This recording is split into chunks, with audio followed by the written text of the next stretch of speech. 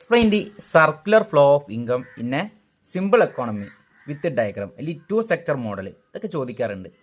Public എക്സാമിന് 3 മാർക്കിനോ 4 മാർക്കിനോ ചോദിക്കാൻ സാധ്യതയുള്ള ഏറ്റവും പ്രധാനമായിട്ടുള്ളൊരു ക്വസ്റ്റ്യാണിത്. ഇവിടെ ടു സെക്ടർ മോഡലാണ് പറഞ്ഞുള്ളത് അല്ലേ. Circular flow of income two sector model. Two sector model എന്തൊക്കെ ഉണ്ടായിരിക്കും? ഹൗസ് ഹോൾഡും ഉണ്ട്, ഫേംസും ഉണ്ട് അല്ലേ.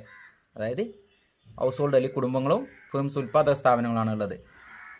എക്സാമിന് ആവർത്തിച്ച് ചോദിക്കുന്നൊരു ചോദ്യമാണിത്. 3 സെക്ടർ മോഡൽ കണ്ടായിരുന്നു, ഗവൺമെൻറ്റും കൂടി ചേരും. എന്നാൽ ഇവിടെ നമ്മൾ 2 സെക്ടർ മോഡലിലെ ഈ ചിത്രമാണ് കൂടുതലായിട്ട് ഇമ്പോർട്ടൻ്റ് ആയിട്ടുള്ളത്. ഫേംസും ഹൗസ് ഹോൾഡും തമ്മിലുള്ള ബന്ധമാണ് അവിടെ കാണിച്ചിരിക്കുന്നത്, അല്ലെങ്കിൽ റിലേഷനാണ് കാണിച്ചിരിക്കുന്നത്. എങ്ങനെയാണ് ഒരു രാജ്യത്തിൻ്റെ ഗവൺമെൻറ് സമ്പദ് വ്യവസ്ഥ എക്കോണമിയിൽ ഹൗസ് ഹോൾഡും ഫേംസും തമ്മിലുള്ള ബന്ധം എന്ന് പറഞ്ഞു കഴിഞ്ഞാൽ ഇവിടെ 4 ഫ്ലോ അല്ലെങ്കിൽ 4 ഫ്ലോ ആണ് കാണിച്ചിരിക്കുന്നത്. ഫസ്റ്റ് ഫാക്ടേഴ്സ് ഓഫ് പ്രൊഡക്ഷന് ഹൗസ് ഹോൾഡിൽ നിന്ന് ഫേംസിലേക്ക്, സെക്കൻഡ് ഫേംസിൽ നിന്ന് ഹൗസ് ഹോൾഡിലേക്ക്, തേർഡ് ഹൗസ് ഹോൾഡിൽ നിന്ന് വീണ്ടും ഫേമിലേക്ക്, ഫോർത്ത് ഫേംസിൽ നിന്ന് വീണ്ടും ഹൗസ് ഹോൾഡിലേക്കാണ് കാണിച്ചിരിക്കുന്നത്. അപ്പം ഒന്നാമത്തത് അഥവാ factors of production. Factors of production എന്ന് പറഞ്ഞാൽ ഇൻപുട്ടുകൾ അഥവാ റോ മെറ്റീരിയൽസ് അല്ലെങ്കിൽ അസംസ്കൃത വസ്തുക്കൾ എന്ന ഉൽപ്പാദനത്തെ സഹായിക്കുന്ന ഘടകങ്ങൾ. റോ മെറ്റീരിയൽസ് എന്ന് കറക്റ്റായിട്ട് പറയാൻ പറ്റില്ല, എന്നാൽ ഇൻപുട്ട് എന്ന് വേണമെങ്കിൽ പറയാം.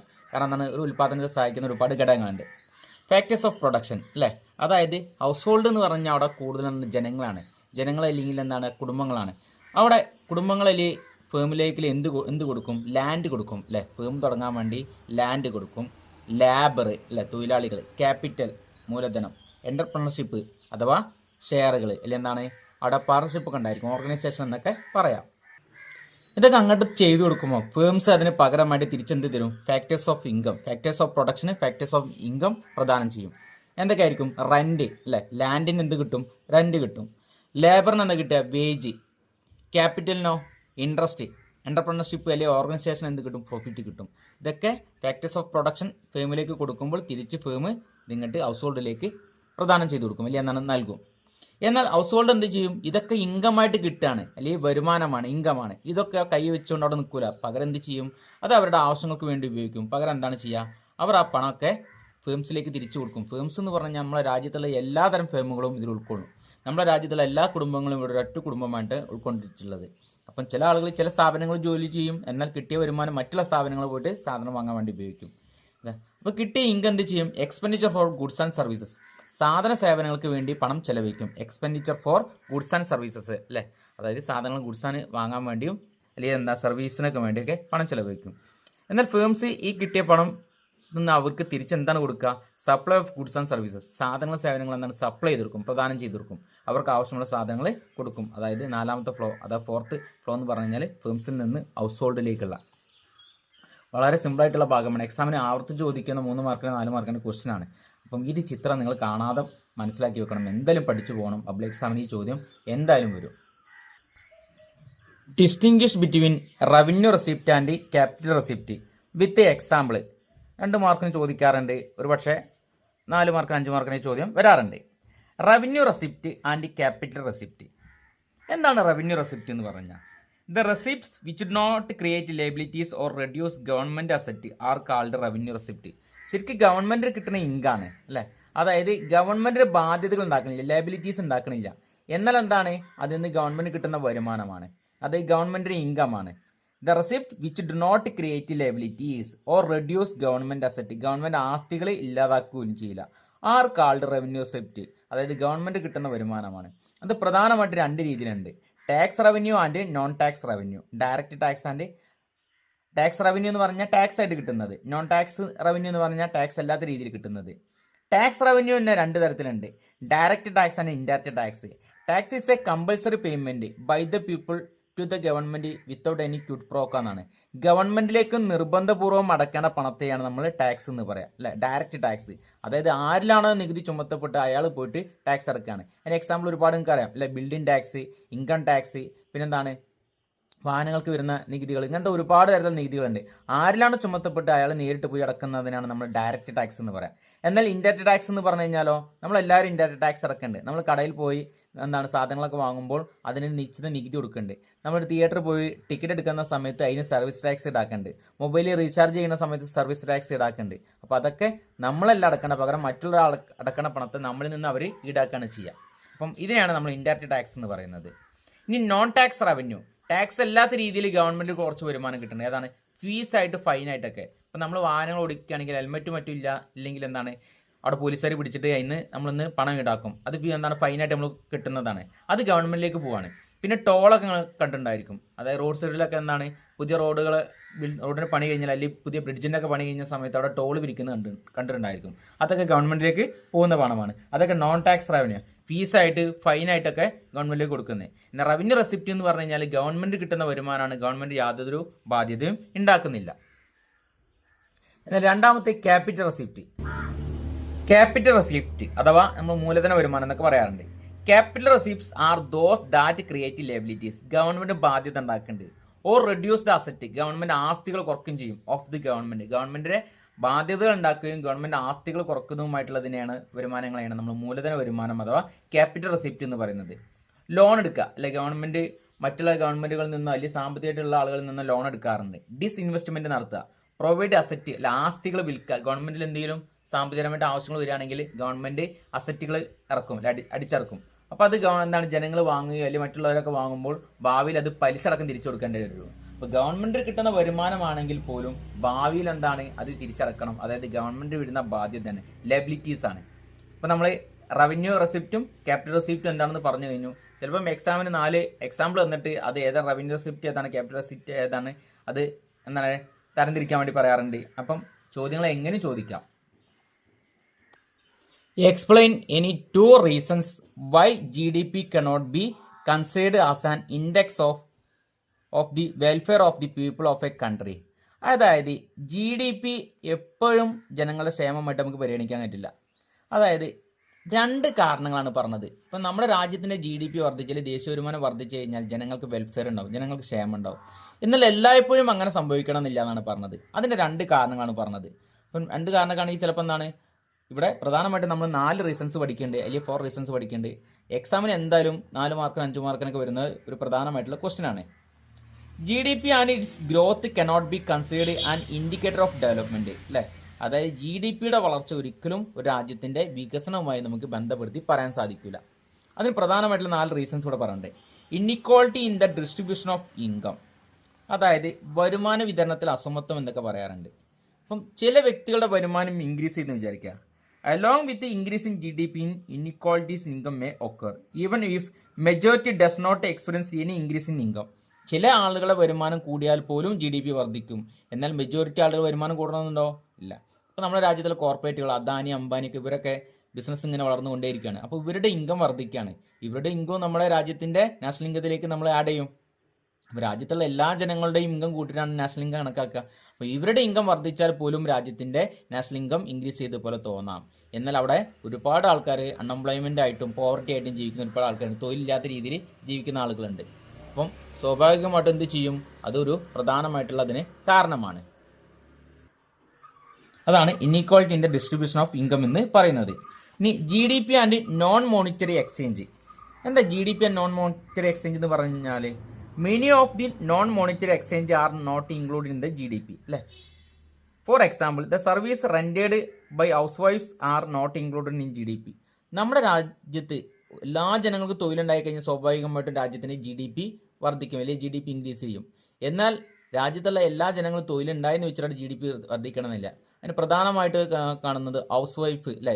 വീട്ടമ്മമാർ ജോലി ചെയ്യുന്നത്, അവർക്ക് ജോലി ഉണ്ടോ എന്ന് വെച്ച് കഴിഞ്ഞാൽ ജോലി ഉണ്ട്, എന്നാൽ വരുമാനം ഉണ്ടാവോ? ഇല്ല. എന്നാൽ എല്ലാവർക്കും തൊഴിലുണ്ട്, പക്ഷെ അതിനനുസരിച്ചുള്ള വരുമാനം ഉണ്ടാവണമെന്നില്ല. അതാണ് GDP and non monetary exchange എന്ന് പറയുന്നത്. GDP and harmful goods. While calculating GDP all goods and service are considered. നമ്മുടെ രാജ്യത്തുള്ള എല്ലാ സാധനവും ഉൽപ്പാദിപ്പിക്കുമ്പോൾ അത് നമ്മൾ എന്താണ് രാജ്യത്തിൻ്റെ ദേശീയ വരുമാനത്തിൽ ഉൾക്കൊള്ളിക്കും. കാരണം അവയിൽ നിന്ന് കിട്ടുന്ന വരുമാനമൊക്കെ whether these goods and services are useful or harmful to the people is not taken into consideration. എന്നാൽ ഇത് ജനങ്ങൾ ഉപയോഗിക്കുകയാണെങ്കിൽ സ്വാഭാവികമായിട്ട് ജനങ്ങൾ ക്ഷേമമില്ലാതാവുകയാണ് ചെയ്യുക. ജനങ്ങൾ കിട്ടുന്ന വരുമാനം മുഴുവനായിട്ട് ഈ സാധനങ്ങൾ വേണ്ടി ഉപയോഗിക്കുകയാണെങ്കിൽ, അല്ലേ? GDP ഹാംഫുൾ ഗുഡ്സ് എന്ന് പറഞ്ഞാൽ നമുക്ക് അറിയാവുന്നതാണ്. സിഗരറ്റ്, പിന്നെന്താണ്, പിന്നെ വേറെ എന്തൊക്കെ ഉണ്ടായിരിക്കും? ആൽക്കഹോൾ, അല്ലേ? എന്താണ് സിഗരറ്റും ആൽക്കഹോളിൻ്റെ ഒക്കെ പ്രൊഡക്ഷൻ വർദ്ധിച്ചു കഴിഞ്ഞാൽ സ്വാഭാവികമായിട്ടും ഗവൺമെൻറ്റിനെ സംബന്ധിച്ച് അതിന് നല്ല രീതിയിൽ ടാക്സ് കിട്ടും. പക്ഷേ ഗവൺമെൻറ് വരുമാനം ഇൻക്രീസ് ചെയ്യാണ്, GDP ഇൻക്രീസ് ചെയ്യാണ്. പക്ഷേ അവിടെ ജനങ്ങളുടെ വെൽഫെയർ ഇല്ലാവാണ്, ജനങ്ങളത് ഉപയോഗിക്കുന്ന വഴി ജനങ്ങളുടെ ക്ഷേമം ഇല്ലാതാണ്, വെൽഫെയർ ഇല്ലാവാണ്. ഇനി GDP and externalities. Externalities are intended consequence of an action. Externalities may be beneficial or harmful. Externalities എന്ന് പറഞ്ഞാൽ അത് ഗുണങ്ങളുണ്ടാവും, ചിലപ്പം അതിൻ്റെ ദോഷങ്ങളുണ്ടാവും. If a good road constructed through an area which formally had no good road, the value of land either side the road goes up. This is beneficial externalities. ഗ്രാമത്തിലേക്ക് road വന്നു കഴിഞ്ഞാൽ സ്വാഭാവികമായിട്ടും ആ റോഡിൻ്റെ സൈഡിലുള്ള സ്ഥലങ്ങളുടെയൊക്കെ വില വർദ്ധിക്കാൻ കാരണമാകും. Similarly an IT park comes in area. അവിടെ ഒരു IT പാർക്ക് വരികയാണെങ്കിലോ there will be a lots of beneficial externalities. അതുകൊണ്ട് ഒരുപാട് ഗുണങ്ങളുണ്ടാവും, ഒരുപാട് ആൾക്ക് തൊഴിലും കാര്യങ്ങളൊക്കെ കിട്ടാൻ സാധ്യതയുണ്ട്. Externalities can be harmful also, അല്ലേ? എന്നാൽ അവിടെ ഒരുപാട് ദോഷങ്ങളുണ്ടാവും എന്നാണ് പറഞ്ഞത്. If an chemical factory setup in area the pollutes near by river in discharging its influence. അതായത് അവിടെ ഒരു ഫാക്ടറി വന്നു കഴിഞ്ഞാൽ സ്വാഭാവികമായിട്ടും അതിൻ്റെ ജലം റിവറിലേക്ക്, നദിയിലേക്ക് എത്തുകയും അതുവഴി എന്താണ് അതിൽ അവിടെ മീനും പിടിച്ച് ജീവിച്ചിരുന്ന ഒരുപാട് ആൾക്കാരുടെ ജീവിതമാർഗം ഇല്ലാതാവുകയാണ് ചെയ്യുക. അപ്പം എക്സ്റ്റേണാലിറ്റീസ് എന്താണ്? Beneficial or harmful. അതിന് ഗുണങ്ങളുണ്ടായിരിക്കും, അതുപോലെ ദോഷങ്ങളുണ്ടായിരിക്കും. Explain any 2 central problems of an economy regarding the allocation of resources, അല്ലേ?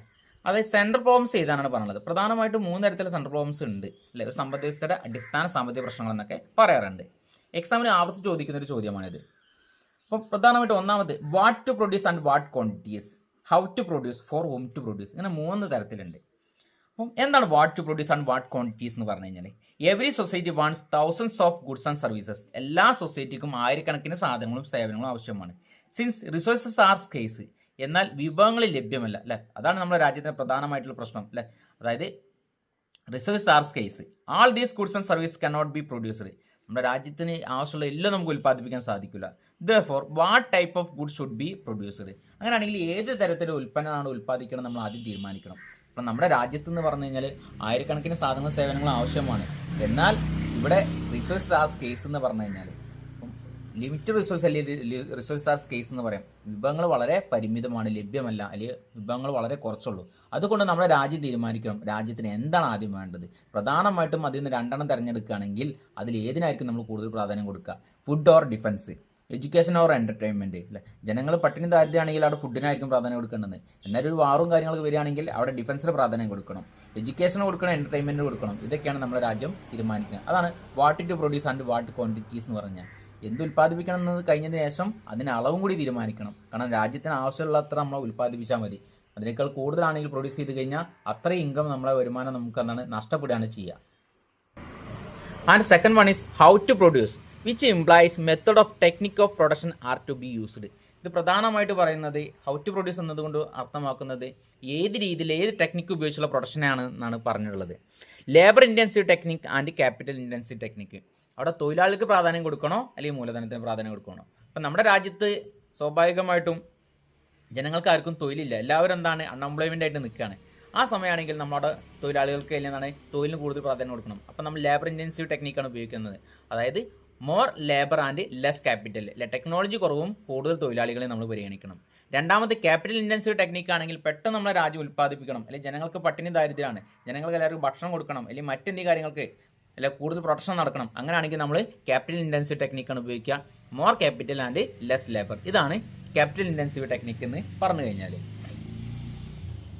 മൂന്നാമത് ഫോർ ഹോം ടു പ്രൊഡ്യൂസ്, ആർക്ക് വേണ്ടി ഉൽപ്പാദിപ്പിക്കണം. It means the functional distribution of output or income. നമ്മുടെ രാജ്യത്ത് കിട്ടിയ വരുമാനം അല്ലെങ്കിൽ ഉൽപ്പന്നം ജനങ്ങൾക്ക് വിതരണം ചെയ്യാണ്, അല്ലേ? Distribution of income, functional distribution എന്നൊക്കെ പറയാറുണ്ട്. അപ്പോൾ ജനങ്ങളെല്ലാവരും പ്രൊഡക്ഷനിൽ നല്ല രീതിയിൽ പങ്കെടുക്കാറുണ്ട്. നേരത്തെ പറഞ്ഞ ലാൻഡ്, ലേബർ, ക്യാപിറ്റൽ, ഓർഗനൈസേഷൻ, ഈ ഇതിലൊക്കെ ജനങ്ങൾ പ്രൊഡക്ഷനിൽ പങ്കെടുക്കും. അപ്പോൾ കിട്ടിയ വരുമാനം ലാൻഡിനാണെങ്കിൽ റെൻറ്റ് കൊടുക്കണം, ലേബർ ആണെങ്കിൽ വേജ് കൊടുക്കണം, ക്യാപിറ്റൽ ആണെങ്കിൽ ഇൻട്രസ്റ്റ് കൊടുക്കണം, ഓർഗനൈസേഷൻ പ്രോഫിറ്റ് കൊടുക്കണം. അപ്പം ഇതാണ് ഫങ്ഷണൽ ഡിസ്ട്രിബ്യൂഷൻ എന്ന് പറഞ്ഞു കഴിഞ്ഞാൽ രാജ്യത്തിന് കിട്ടിയ ഔട്ട്പുട്ട് അല്ലെങ്കിൽ ഇൻകം ജനങ്ങൾക്ക് വിതരണം ചെയ്യാം. List out the 3 ways in which an economy makes economic relation with other economics. നമ്മുടെ രാജ്യം വിദേശ രാജ്യങ്ങളുമായിട്ടുള്ള ബന്ധം കാണിക്കുകയാണ്, റിലേഷൻ കാണിക്കുകയാണ്. അതാണ് ഏതൊക്കെ തരത്തിലുണ്ടെന്നാണ് ചോദിച്ചിട്ടുള്ളത്. നമ്മളെ രാജ്യം നമുക്കറിയാം, ഇന്നത്തെ കാലത്ത് മോഡേൺ എക്കണോമിക്സ് എന്താണ് ഓപ്പൺ എക്കണോമിക്സ് എന്നാണ് പറയാം. നമ്മുടെ ഇന്നത്തെ കാലത്ത് എല്ലാ എക്കോണമി എന്താണ് ഓപ്പൺ എക്കോണമിയാണ്. അപ്പോൾ ഈ ഓപ്പൺ എക്കോണമി ആണെങ്കിൽ പ്രധാനമായിട്ട് 3 types of relation with other countries, മറ്റുള്ള രാജ്യങ്ങളുമായിട്ട് പ്രധാനമായിട്ട് 3 തരത്തിലുള്ള ബന്ധമുണ്ട്. ഒന്ന് പ്രൊഡക്റ്റ് മാർക്കറ്റ് ലിങ്കേജ്, ഉൽപ്പന്ന വിപണി ബന്ധം എന്ന് പറയും. Consumers can buy products both domestic and foreign goods imported from abroad. നമ്മുടെ രാജ്യത്തുള്ള ജനങ്ങൾക്ക് നമ്മുടെ രാജ്യത്തുള്ള സാധനങ്ങൾ വാങ്ങാൻ പറ്റും, വിദേശത്തുള്ള സാധനങ്ങൾ വാങ്ങാൻ പറ്റും. അതെന്താണ് എക്സ്പോർട്ട് ആൻഡ് ഇമ്പോർട്ടൻ്റ് ആയിരിക്കും ഇവിടെ അല്ല ഒരു രാജ്യം വിദേശ രാജ്യങ്ങളുമായിട്ട് എക്സ്പോർട്ട് ആൻഡ് ഇമ്പോർട്ടൻ്റ് ആയിരിക്കും. അപ്പോൾ നമ്മൾ ഇവിടെ ഉപയോഗിക്കുന്ന വസ്തുക്കൾ എന്ന് പറഞ്ഞാൽ ഇമ്പോർട്ടഡ് വസ്തുക്കളാണ്, വിദേശ ഫോറിൻ ഗുഡ്സ് നമ്മൾ ഉപയോഗിക്കും ഇമ്പോർട്ട് ചെയ്തിട്ട്. എന്നാൽ അതുപോലെ നമ്മൾ ഉൽപ്പാദിപ്പിച്ച അല്ലെങ്കിൽ നമ്മൾ പ്രൊഡ്യൂസ് ചെയ്ത പ്രൊഡക്റ്റ് വിദേശ രാജ്യങ്ങളിലേക്ക് എക്സ്പോർട്ട് ചെയ്യുകയും ചെയ്യും. ഇതാണ് പ്രൊഡക്റ്റ് മാർക്കറ്റ് ലിങ്കേജ് എന്ന് പറയുന്നത്. And second one is financial market linkage. Investors can choose to invest in domestic or foreign asset. നമ്മുടെ രാജ്യത്തുള്ള ജനങ്ങൾക്ക് വിദേശ ആസ്തികളിലോ സ്വദേശ ആസ്തികളിലോ പണം നിക്ഷേപിക്കാവുന്നതാണ്. In an open economy with fully convertible currency അല്ലേ, നമ്മളൊരു ഓപ്പൺ എക്കോണമിയിൽ നമുക്ക് നമ്മുടെ രാജ്യത്തെ കറൻസി കൺവേർട്ട് ചെയ്യാവുന്നതാണ്. They can buy financial securities like bond share securities. അല്ലെ അവർക്ക് എന്താണ് ഫിനാൻഷ്യൽ സെക്യൂരിറ്റീസുകൾ ബോണ്ടുകളും ഷെയറുകളും സെക്യൂരിറ്റീസും ഒക്കെ വാങ്ങാൻ വേണ്ടി സാധിക്കും. എവിടെ നിന്ന്? നമ്മുടെ രാജ്യത്തിൽ വാങ്ങാൻ സാധിക്കും, വിദേശത്തിൽ വാങ്ങാൻ സാധിക്കും. ഇതാണ് ഫിനാൻഷ്യൽ മാർക്കറ്റ് ലിങ്കേജ് എന്ന് പറയുന്നത്, അഥവാ ധനകാര്യ വിപണി ബന്ധം എന്ന് പറയുന്നത്. നമ്മുടെ രാജ്യത്തുള്ള ആളുകൾക്ക് സ്വദേശ ആസ്തികളിലോ വിദേശ ആസ്തികളിലോ പണം നിക്ഷേപിക്കാവുന്നതാണ്, വിദേശികൾക്കും അതുപോലെ ചെയ്യാവുന്നതാണ്. ഇതാണ് ഫിനാൻഷ്യൽ മാർക്കറ്റ് ലിങ്കേജ് എന്ന് പറയുന്നത്. And third one is factor market linkage അല്ലെ, ഘടക വിപണി ബന്ധം എന്ന് പറയും. It involves free movement factors of production. Firms can choose to invest abroad or interested. Similarly a labour can work abroad if they choose. നമ്മുടെ രാജ്യത്തുള്ള ജനങ്ങൾക്ക് വിദേശത്ത് പോയി ജോലി ചെയ്യുകയോ വിദേശികൾക്ക് നമ്മുടെ രാജ്യത്ത് വന്ന് ജോലി ചെയ്യുകയോ ചെയ്യാം.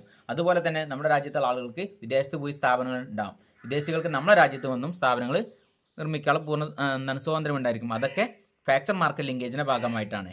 Even though factors of production enjoy free movement in effect they are controlled by immigration. എന്നാൽ ഇമിഗ്രേഷൻ എന്നുള്ള നിയമം മൂലം അത് എന്താണ് ബന്ധിതമാണ്. ആൻഡ് ഇൻവെസ്റ്റ്മെന്റ് റെഗുലേഷൻ, എന്നാൽ ഒരു നിക്ഷേപത്തിന് അതിന്റെ കൺട്രോൾ ഒരു റെഗുലേഷനും കാര്യങ്ങളൊക്കെ ഉണ്ട്. അപ്പോൾ നമുക്ക് തോന്നിയത്തിരി അവിടെ പോയി സ്ഥാപനം ഇടാനൊന്നും പറ്റില്ല, തോന്നിയത്തിരി ഇവിടുന്നാണ്ട് പുറത്തേക്ക് പോകാനും പറ്റില്ല. അതൊക്കെ ഇമിഗ്രേഷൻ നിയമങ്ങളാൽ ഒരു എന്താണ് ബന്ധിതമാണ്, അല്ലെങ്കിൽ എന്താണ് അതിനൊക്കെ ഒരു ബന്ധിപ്പിച്ചിട്ടുണ്ട് നമുക്ക് പറയാൻ സാധിക്കും. അപ്പം ഒരു നിശ്ചിത റെഗുലേഷനും കാര്യങ്ങളൊക്കെ ഉണ്ടായിരിക്കും.